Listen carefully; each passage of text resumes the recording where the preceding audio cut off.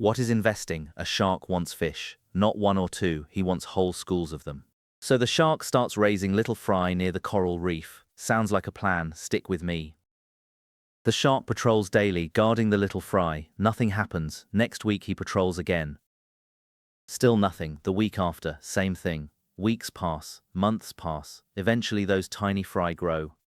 They grow into a massive school, a treasure in the ocean. That's investing. The shark puts a small stake in a safe part. And over time it grows into a whole wealth ecosystem. Investing is putting resources into something that will grow in the future. The shark has many options. He could invest in fry or coral stocks, underwater gems, shipwreck treasures, even emerging deep-sea tech algae, or small ocean floor businesses unrelated to fish. The key is patience and foresight. Small investments now can become ocean-sized wealth later. The shark takes fish as pay, piles them in the bank. He feels mature, responsible, and accomplished. Numbers on a screen don't move, so the shark thinks nothing has changed. This is why the old cliché of just saving isn't a strategy. Most of the time, it's just a cozy security blanket. Your money sits there doing absolutely nothing. No digging, no compounding, no multiplication, just existing. Little digital fish lie in a box, all alone. And no, investing doesn't mean staying up at 2 a.m., watching frantic traders, rocket emojis, and crypto hype. Strip away the noise, it's far simpler than you think. The shark doesn't want a single fish, he wants many fish. So he plants a little today, believing it will be worth more tomorrow. That's it, not magic, not genius, not instant gratification. Imagine the shark watering the pond and nothing happens. Next week, water again. The week after, still nothing. That is the exact moment most people quit. Our brains want immediate feedback and hate silent progress. If effort doesn't get applause instantly, we think we're failing. But money grows rudely, it doesn't perform on command. Fast forward 40 years, the shark now has a pond with 1 million fish. The blank stretch between nothing happened and how did it get this big is where almost all wealth is born and where almost everyone gets filtered out. And it is not because they are lazy. Before thinking about what to buy, one myth must die. Saving alone is not a virtue, sometimes it's just idle money wearing a halo. Ever stared at an account balance that didn't move and felt proud? Good, keep that feeling in mind. Here's where just saving collapses in basic math. Suppose fish prices rise 3% per year. Same fish, same pond, same shark, just tougher price tags. Now imagine your money does nothing, it lies in the bank like a sleepy turtle. Cute, sure, useful, not really. Now flip it. If the shark invests and those investments grow 6% annually, while fish only rise 3%, the difference is huge. Not inspirational poster huge, cold, ugly arithmetic huge. Your money isn't just bigger on a screen, it grows faster than the things you actually need to buy. Saving preserves numbers, investing changes the numbers. That's why playing it safe can sometimes be the riskiest move.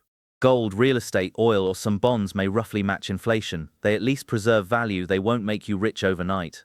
But they prevent slow decay, that's the first harsh reality. Inflation is absolutely no joke. Here's the second, almost comical proof. Hearing the word invest sends ordinary people into a sleepless frenzy. 30 hours on YouTube, technical analysis, earnings reports, fish market trends, shorts looping until 6 a.m., red eyes, fried brains, headaches. Meanwhile, another shark skips all that, puts 10 fish weekly into an index fund, and goes to bed. But don't get complacent, both approaches carry risk. Markets crash, they really do. And sharks don't always know if they're buying a bargain or a falling brick.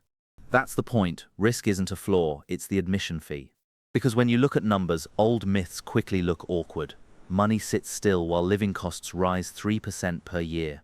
That's not safety, that's decay in fancy packaging. Here's the unspoken truth, rankings look cute. But underneath is a map showing who makes money from owning assets, and who keeps paying others. That's the real divide.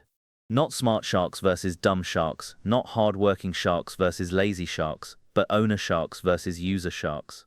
Gold is shiny, feels powerful, and pirates love it. But boring math, it may preserve value but won't deliver extra fish each morning. No rent, no dividends, no cash while you sleep. Mostly it's a shield, better than nothing, yes. But a shield isn't a worker. Real estate, well that's reality. Passive income conjures beach chairs, tiny fish drinks, and endless free meals.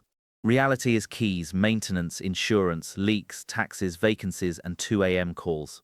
And most sharks can't even afford the entry fee. If you already own property, the system can work for you. Others paying mortgages help feed your asset. If not, guess what? You usually are the monthly payment.